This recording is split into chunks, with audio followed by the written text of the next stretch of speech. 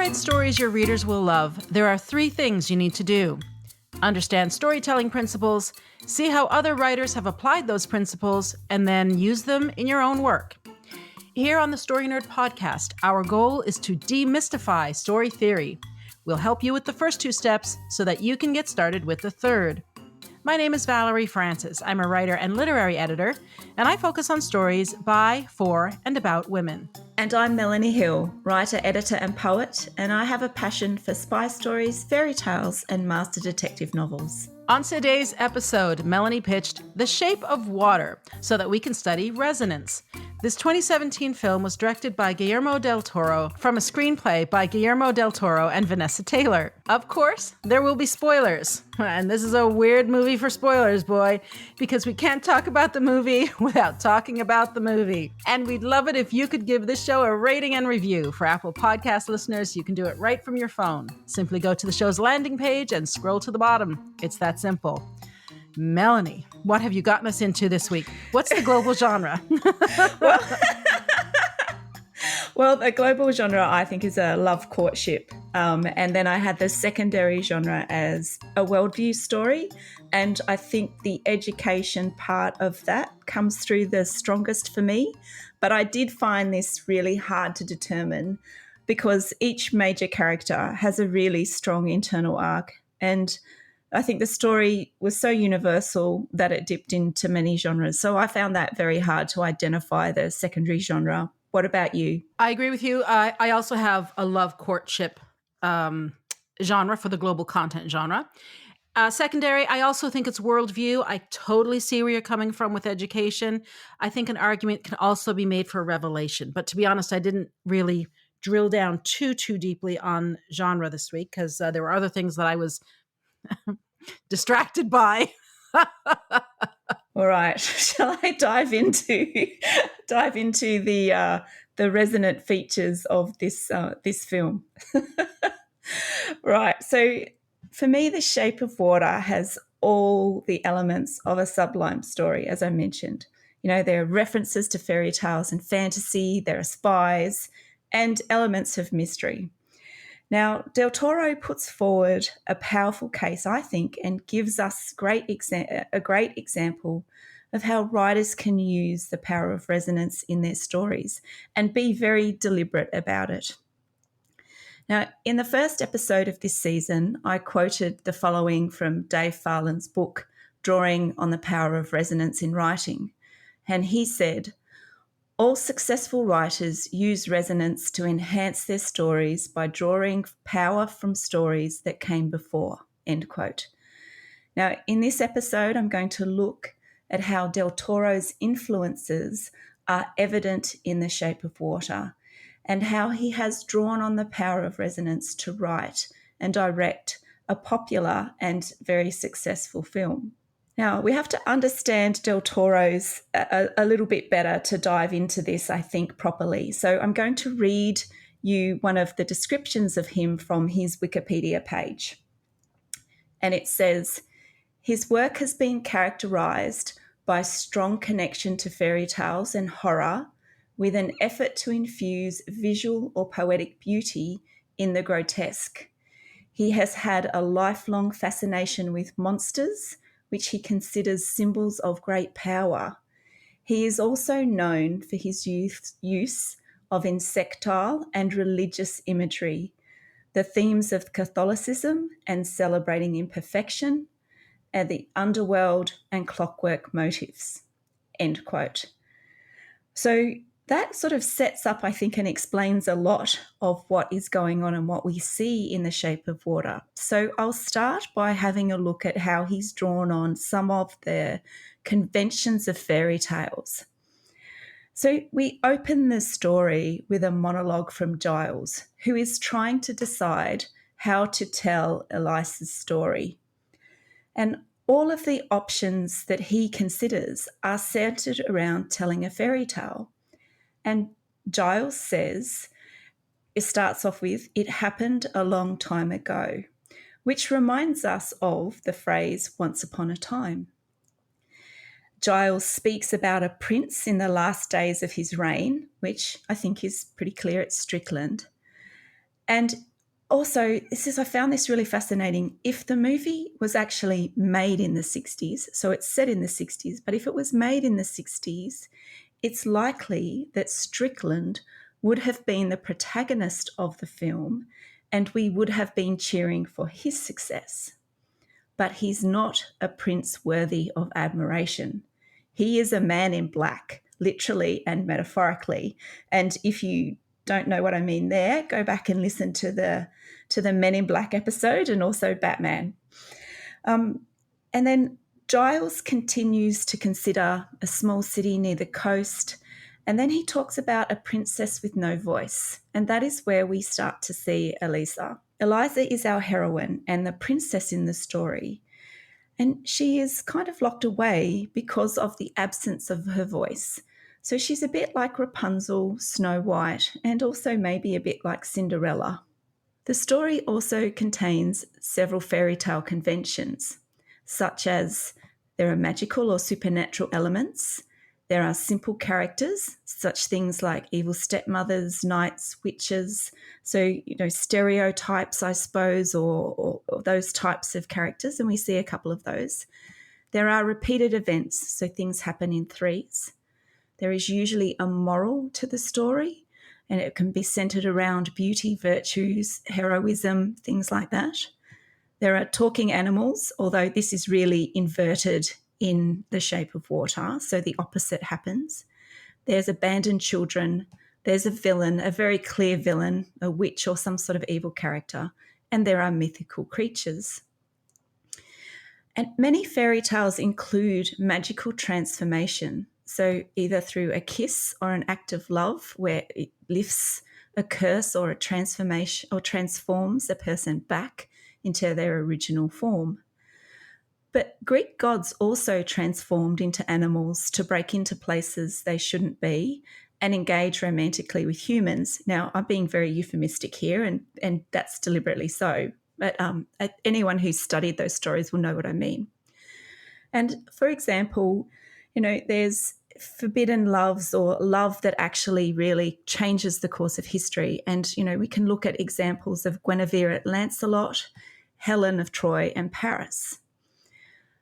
And as I was thinking about it this week, I also thought about the popularity of the movie Shrek, where there's a twist when Fiona reveals her true troll nature, and so that they don't have to worry about a human and a troll being in love.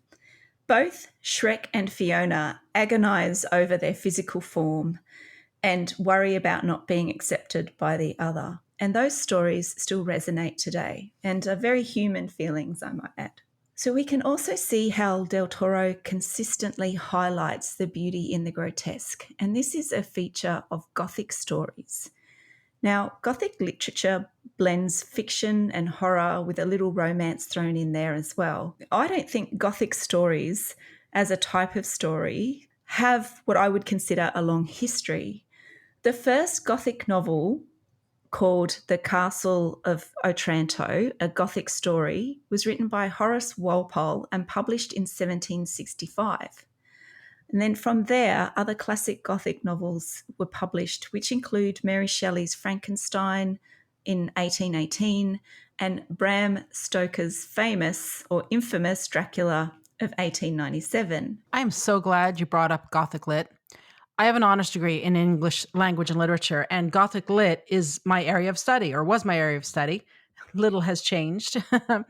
And I've always loved Gothic Lit, but I always thought that I hated horror. I'd always equated horror with slasher films. And at the time, I had no idea that slashers are just one subgenre of horror, and that horror is actually a much broader genre. I still don't like slashers. I'll be honest though, Gothic Lit did not enter my mind for even a second when I was watching this film. I saw it as an homage to the sci-fi horror films of the 60s, and you already talked about that. And specifically, I was thinking The Creature from the Black Lagoon. Yes, Melanie, I agree with you. Dracula and the Amphibian Man can both be considered monsters. And Stoker's character is clearly a rotting corpse. He's kind of gross, actually. He's not at all like the Byron-inspired character that John Polidori came up with and that we think of when we think of the film version of Dracula, like the Bela Lugosi character. But in Dracula, the book, the character Dracula, the monster vampire, is the villain. In The Shape of Water, the monster, the amphibian man, is the love interest. And I gotta say, Melanie, I wasn't buying this love story at all. I thought the whole thing was just weird. It's clear right from the beginning that Eliza is different. And if anyone is developing an image system in their story, this actually might be a really good film for you to watch because the image of water begins immediately and it's consistent all the way throughout. That I found really interesting throughout the whole course of the movie. So we know that Eliza's different. She's not your average bear. It soon becomes clear as soon as she starts to become attracted to the amphibious man, even when she sees him when he's first brought into the lab, you're already starting to think, there's some. Does this have something to do with the fact that she doesn't speak? And then we see, as soon as we see the marks on her neck, we're like, oh yeah, well, those are gills. So she's clearly either also an amphibious creature or maybe a hybrid or something. But even still, it was just weird. It felt to me like bestiality. And the ick factor was very high for me. It gave me the creeps. But like not in a good way. Like gothic films or horror films are delightfully creepy. I love ghost stories. Love them to pieces. But it's a shot of adrenaline without any real risk of physical danger. Like I don't really worry about a house being haunted. So therefore I can enjoy it because I know it's just not something that I'm ever going to experience. The Shape of Water really made me feel like I wanted to take a shower and scrub my skin really hard. I have no empathy for the characters and I tried. I really did. I thought maybe I was just tired when I was watching it or something, and therefore it wasn't resonating with me. So I did want to go back and watch it again and give it a fair shake, and I did. And okay, so it's Del Toro. So right away, it feels like one of these movies that I'm supposed to ooh and ah over, and I'm supposed to love the artistry. And there are definitely things about it that I appreciate, like I talked about the image system. Absolutely. But while I can appreciate it on an intellectual level for certain aspects of the craft, I had zero emotional connection to the film. And this is normal because stories are art. And no matter how good you are, your piece of art is not going to be for everybody. Even Harry Potter isn't for everybody. And that's okay. It doesn't mean that it's a bad movie. It doesn't mean that it isn't worthy of everyone watching it, because from a craft point of view, there's all kinds of great stuff in here. And that's, Melanie, I think that's where Story Nerd, this podcast, sort of distinguishes itself, because we're talking about the craft of writing, the craft of storytelling from an objective point of view, and talking about the techniques that are being used. We're not doing movie reviews. The Shape of Water doesn't float my boat, but I do appreciate it from a craft point of view. Wow, that's really interesting. So obviously I had a very different reaction to it than you did. And I think that that's great, right? And that is, you mentioned that you don't have empathy for the characters and that didn't strike a chord with you. Whereas for me, it did. And it reminded me a lot of the types of things that I watched growing up. So, The Man from Atlantis was a series that I really loved. And so this idea, there's Aquaman, and this idea of mermaids or people that live in the water is something that I really am fascinated, not overly more fascinated by than other elements of fantasy or fairy tales. But I do like those types of stories. So it's just it's interesting, isn't it, that we can see that's not for you, but it's something that I am drawn to, and I can suspend a level of disbelief about some of those elements that you don't like, because from my experience and background, it's talking to me in a very different way. So let me ask you a question then. Yeah. Resonance, what it's doing is tapping into the past experience of the reader or viewer. And it's sort of not a shortcut, but another way of tapping into the audience's emotions. So we have to then, as writers, understand that our audience is going to receive the story through their own. Yeah, well, I think so. And that's where Farland talks about the 3 different types of resonance. And so types of story, so genre is one area that resonates. Like, so readers, people know what they like to read and that they're drawn to. So I could not go and write a ghost story, because I could, but it wouldn't be very good, because I personally don't enjoy them. So I don't understand some of the conventions and the things that someone who does read them and loves them wants to see in those stories. So that's resonance from a genre point of view. There's resonance from a personal point of view, so where you are in life and who you are, and that can be based on, geographical, societal influences, age, class, nationality, all of those things. So it operates on different levels, and if we can tap into those different levels as writers, then there's a power in that.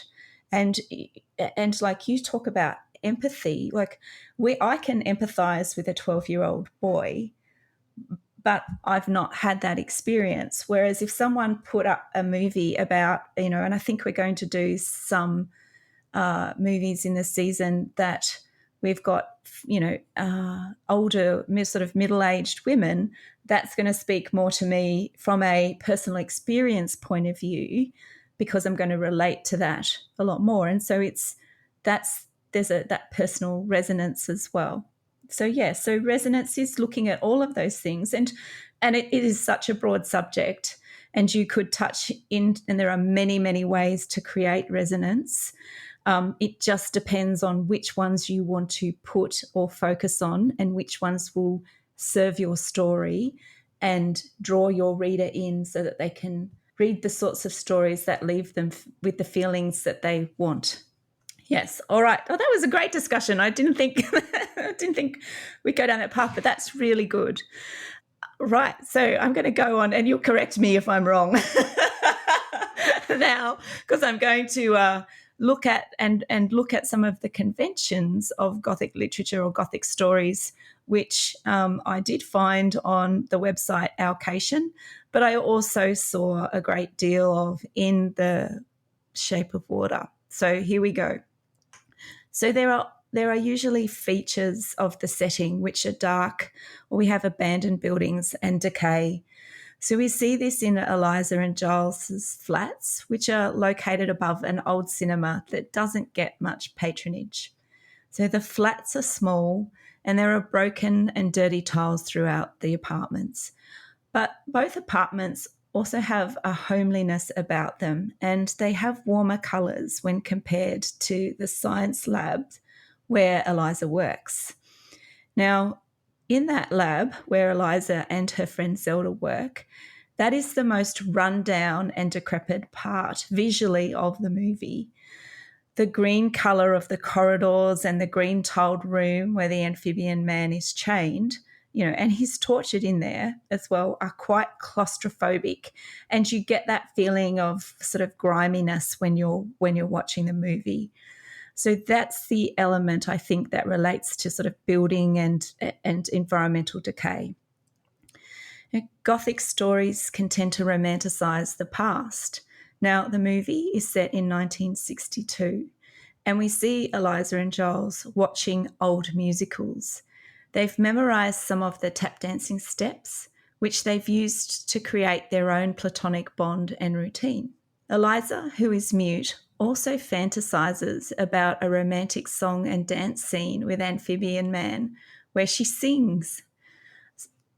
And it's also interesting to note, as an aside, that whenever Eliza is by herself or when she's with Amphibian Man, we hear music with an accordion playing.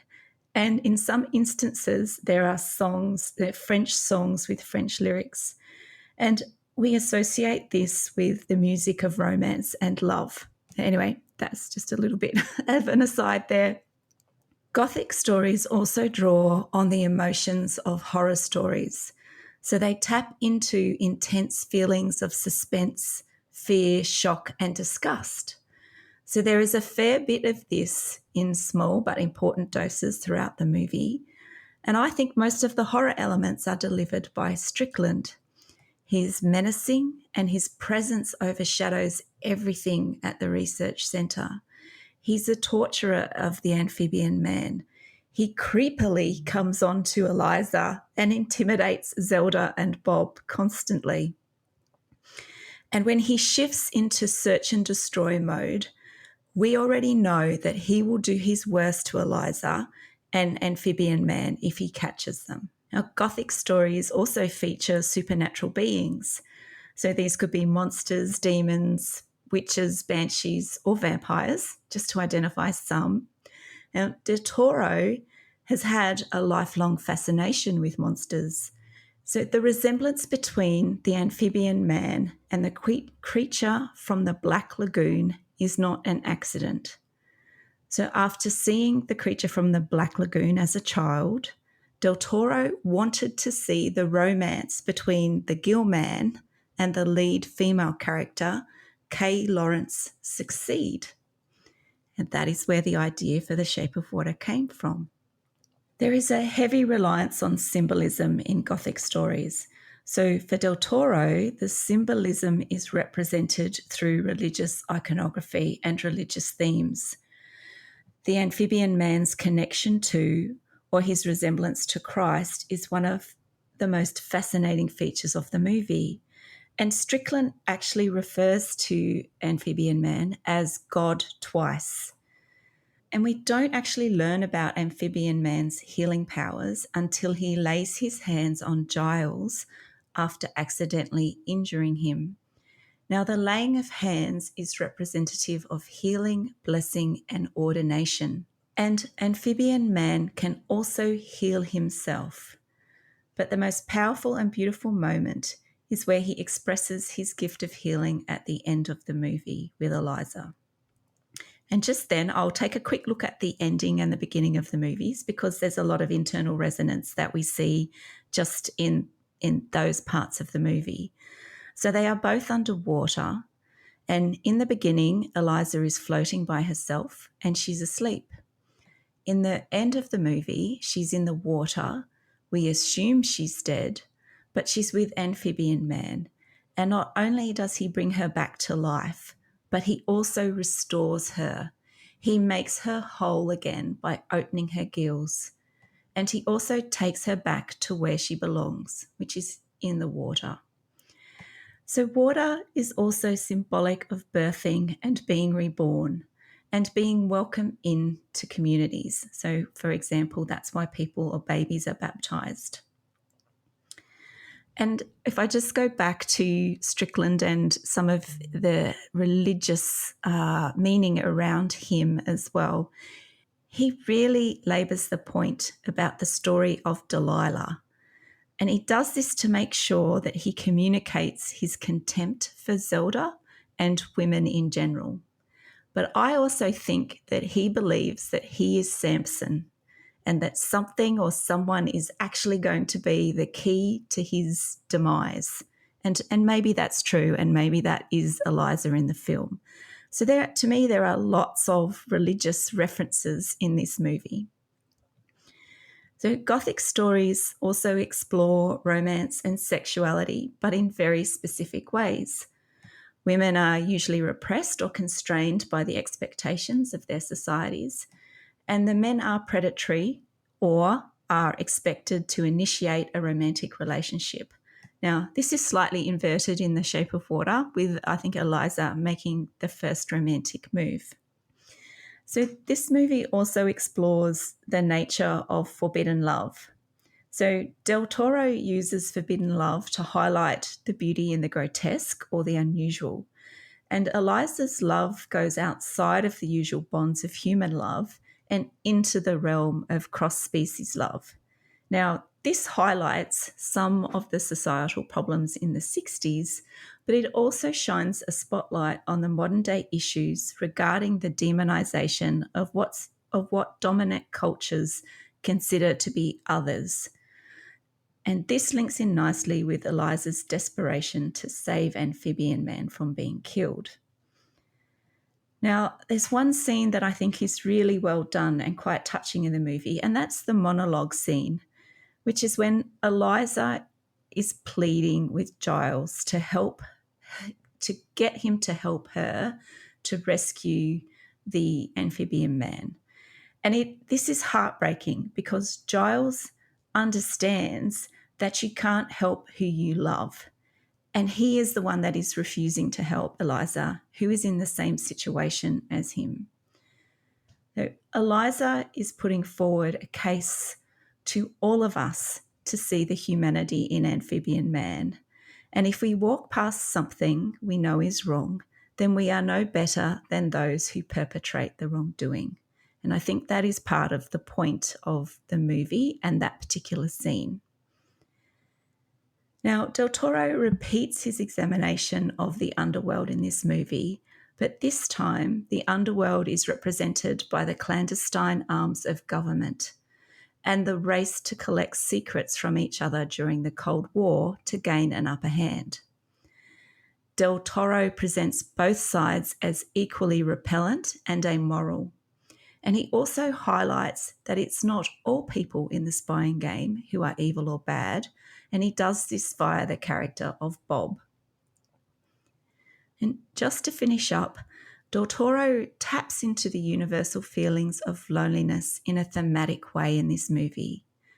All of the characters are alone or live in their own worlds.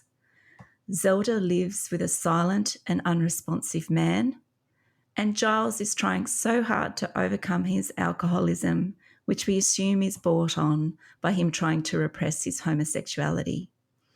Bob is an ethical scientist with mercenary handlers, and Strickland has no connection with anyone, including his wife and his family.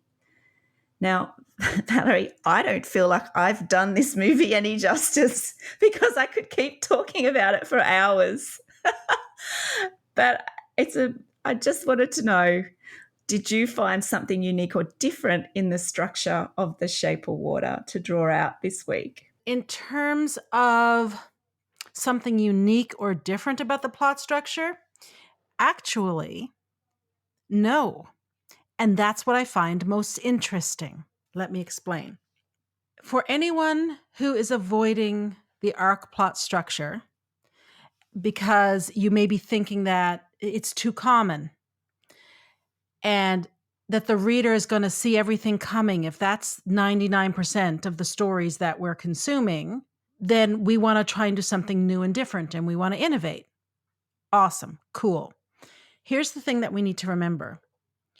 As we study craft and as we learn more and more about how to do this job that we're doing, we're learning how the magic trick is done. And when you learn how the magic trick is done, you wonder how, one, you never saw it before, and then you think everybody else is going to know as well. But they're not. If you didn't know it before you studied it, the reader's not going to know it either. They're not looking for it. They don't care. They just want a good story. They don't want to know how the sausage is made. The Shape of Water, I think, is a wonderful film to watch if you're thinking that an arc plot story is so basic that you need to vary from it in order to innovate your story. This is a straight up arc plot story, but there is absolutely nothing common or boring or cliche about this film. In fact, I really do think that Del Toro made absolutely the right choice in sticking to arc plot, because the rest of the story is really out there. And had he opted for mini plot or quasi anti plot, the whole thing would have been so bizarre that audiences wouldn't have been able to take it in. There would have been nothing for us to latch on to follow what was happening. Instead, he innovated the content, but kept the form familiar. I think that was really clever. And that's a really important lesson for us to take forward as we work on our own stories. So let's go through the points of an arc plot story. These are all from Robert McKee, and of course, Sean Coyne talks about them as well in the story grid, What Good Editors Know. First, there's a clear causality, and this means that the plot there's a cause and effect. This thing happens because this other thing happened. It's logical. It's a logical sequence of events, and that is true in this film. Logically, even though there's an amphibian man, the events that happen make sense. We don't have any trouble wondering why this thing is happening or why that thing is happening, even when the amphibian man bites the head off the cat. That was a moment where I was like, "Run, cat, run," because you knew it was coming. It makes sense because he's that's what he does, and it's even set up. Bob even says a raw protein or something like that, and you're like, as soon as you see the cat, you're like, "Yeah, your dinner." So, from a logical point of view, this works. It could be something as simple as because Eliza is a cleaner, Strickland doesn't suspect her. Or because Giles has a crush on the pie sales guy, he keeps going back to the pie shop. It all makes logical sense. We're not scratching our head wondering why something is happening. Okay. The next point of an arc plot story is a closed ending, which means we know what happened. And yeah, we know that Eliza and the amphibian man live or swim happily ever after. Arc plot stories have a linear time. Now, Giles is the narrator, and he is telling the story. He is sometime in the present telling the story that happened in 1962. However, the story in 1962 is linear. Nothing's out of order. There's no flashback sequences or anything like that. And Giles, the narrator, we just get his voice. So it's not like it's not even a framing story. It's not like we see Giles as an elderly man, sitting in a rocking chair telling a grandchild this story. It's just a voiceover. Arc plot stories have external conflict. Yep.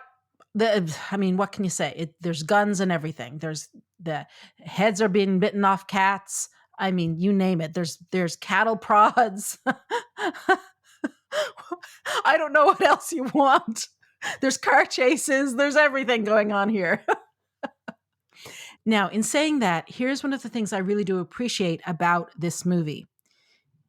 The conflict is clearly external, but the characters have clear internal conflict as well. Eliza, Giles, Strickland, and Bob, they all have internal conflict. And I really appreciated that. So if you're trying to flesh out your characters and wondering how you can add depth to your characters or how you can dramatize the internal struggle of your character, The Shape of Water is a good movie for you to watch. Arc plot stories have a single active protagonist, and that's clear here. Eliza is the protagonist, and she is definitely active. Contrast this to Macon in The Accidental Tourist, who is passive. They're 180 degrees apart, these two characters. And finally, arc plot stories have a consistent reality. This is the drum I'm going to keep banging a lot because we need to remember it. I've already said that we can set our stories in any kind of fictional world we want, and the reader will go with us, and they will. We just can't break the rules. And here we have Del Toro certainly creating a very different kind of fictional world, and he does stick to the rules. I was going with him on that journey. I thought, okay, this is a world where there's amphibian men. All right, let's keep going. I accepted it. But the amphibian man and what he can do, what he can't do, how people interact with him or don't interact with him, it all stayed within his world. And that goes back to the logic of the whole thing. Now, I want to talk about something that I referenced back in the Lego Batman episode, because I think it bears repeating. And this is in reference to those of us writing stories with protagonists that have a significant internal arc or change. We've got two options. We can write a mini plot story like The Accidental Tourist, because those do tend to concern themselves primarily with the internal world or struggle of the protagonist. But we can also write an arc plot story where the primary conflict is in the outside world, but we can choose to ramp up the internal conflict and dramatize it using the hero's journey, because really, the hero's journey is all about externalizing the internal conflict of a character. That's what it does. So when choosing what form of story to use, one of the things I want to encourage you to do is consider your career goals. And this is where you have to be really honest with yourself. You don't have to tell anybody else what they are right now, but you've got to be honest with yourself. Are you dreaming of selling lots of copies and being on the New York Times bestseller list? Are you dreaming of earning a full-time living as a writer? If not, that's cool. If so, that's also cool. But consider what Robert McKee has to say. And again, these are quotes that I've pulled from McKee's book Story, pages 62 to 66. McKee says, as story design moves away from the arc plot and down the triangle toward the far reaches of mini-plot, anti-plot, and non-plot, the audience shrinks. Most human beings believe that life brings closed experiences of absolute irreversible change, that their greatest source of conflict are external to themselves, that they are the single and active protagonists of their own existence, that their existence operates through continuous time within a consistent, causally interconnected reality, and that inside this reality, events happen for explainable and meaningful reasons. Classical design, which is the arc plot story, displays the temporal, spatial, and causal patterns of human perception, outside of which the mind rebels. Classical design is not a Western view of life. When the audience senses that a story is drifting too close to fictional realities it finds tedious or meaningless, it feels alienated and turns away. This is true of intelligent, sensitive people of all incomes and backgrounds. The vast majority of human beings cannot endorse the inconsistent realities of antiplot, the internalized passivity of mini-plot, and the static circularity of non-plot as metaphors for the life they live in. And again, this goes back to what Lisa Cron says in Wired for Story. We are wired to turn to story to teach us the way of the world. McKee says that great storytellers have always known that regardless of background or education, everyone consciously or instinctively enters the story ritual with classical anticipation. In other words, the arc plot structure is what we think of when we think of story.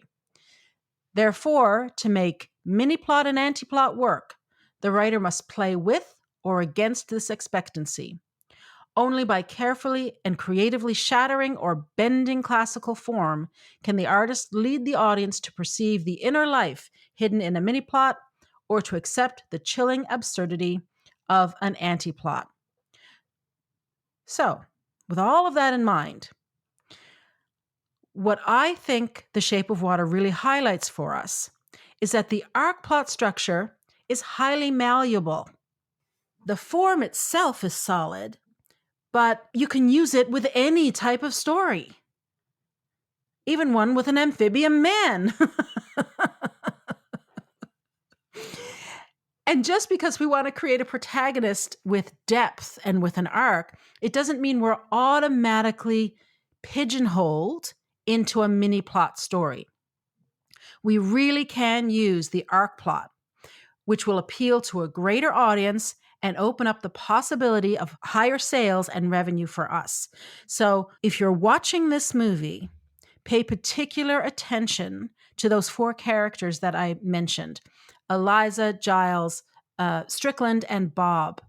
Look at their internal world and how it is being revealed within the arc plot structure. So it's not just the protagonist here who has depth and all that interesting stuff going on inside her, even though she doesn't say anything, which it fascinates me. We have these other three characters, the primary antagonist being one of them, with depth. Really interesting.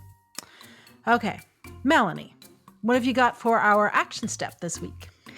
So this week, I want you to think about the stories you loved while growing up and then look at your work in progress and how are you drawing on the power of resonance in your story? Can you see the influences of the early stories you loved come out in your work in progress? And that wraps it up for this week. Join us again next week when we discuss Nashville. To support the show, please leave us a rating and review and tell your writer friends about us. For access to writing templates and worksheets and more than 70 hours of training, subscribe to my Inner Circle by visiting valeriefrancis.ca/inner circle and follow me on Twitter and Instagram at Valerie_Francis. If you'd like to find out about books to help you read like a writer, visit Melanie on Facebook and Instagram under Melanie Hill Author, or find out more about her at melaniehill.com.au. And remember, story theory does not have to be difficult. It's a tool to help you write more, not less. So take it one step at a time and have fun.